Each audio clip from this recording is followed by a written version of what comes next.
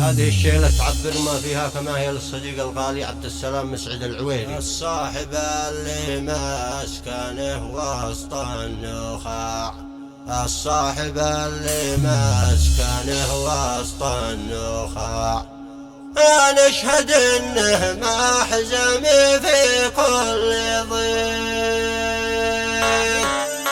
يا هقسي حلق بأعلى الارتفاع، يا هقسي حلق بأعلى الارتفاع، ويجل شعر في السما لقنا الصديق. الصاحب اللي مسكنه وسط النخاع، الصاحب اللي مسكنه وسط النخاع، نشهد انه محزم في كل ضيق. يبشر بعز راسه من اي ساعة، يبشر بعز راسه من اي ساعة، اكون جنبه ساعة الشدة وضيق.